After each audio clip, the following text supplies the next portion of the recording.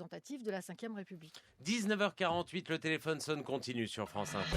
France Inter, le 18-20. Vos questions au 01 45 24 7000 et sur les réseaux sociaux avec le hashtag Telson.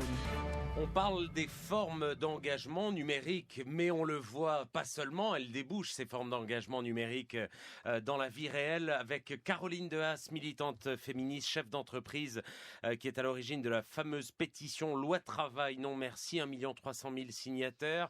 Anne Muxel, sociologue, directrice de recherche en sciences politiques au CEVIPOF.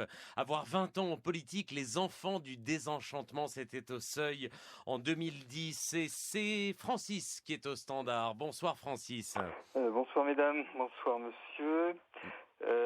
C'est plus une remarque, mais bon, vous pouvez éventuellement le prendre comme une question. Pourquoi voudriez-vous que la démocratie représentative prenne en compte la démocratie participative, par exemple numérique via Internet, alors que cette même démocratie représentative n'a pas tenu compte des résultats d'une consultation qu'elle-même a mise en place? Je pense au dernier référendum sur le projet de traité constitutionnel européen, bien entendu. Mais là, la droite et la gauche étaient confondues. Merci Francis pour cette remarque qui pose une vraie question, Anne Muxel. Oui, bien sûr, c'est une vraie question, c'est celle autour de laquelle nous tournons. Il n'y a pas vraiment de réponse, je prends la remarque. C'est du désenchantement, enfin c'est une usine Alors, à produire du désenchantement ou de la colère ou de la critique, je sais pas comment le dire. Je pense que d'abord le désenchantement et la critique, ou le désenchantement et la colère, c'est pas pareil. Justement, il me semble que en tout cas ça incite à trouver de nouveaux chemins finalement à la fois à la politisation, mais ça on peut faire confiance aux citoyens, mais surtout au débouché finalement politique que ces nouvelles formes de politisation peuvent demander. Caroline Dehaas. On a quand même un paradoxe parce que moi, quand on discute là aujourd'hui, moi je suis allée me balader pas mal à République à Nuit debout et puis évidemment quand on discute avec les signataires de la pétition sur les réseaux sociaux ou dans les manifestations, on entend à la fois soit cette colère en effet, soit ce désenchantement.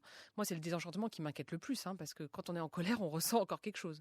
Quand les gens me disent non mais tout ça c'est terminé, moi je veux plus rien avoir à faire avec aucune organisation politique quelle qu'elle soit, je me dis mais il y a un paradoxe là parce qu'on s'éloigne des organisations politiques, mais en même temps si on veut faire ce dont on parle dans les assemblées générales, dans les manifs, dans les réunions, à savoir une réforme du travail qui permette de travailler peut-être moins pour travailler tous, par exemple.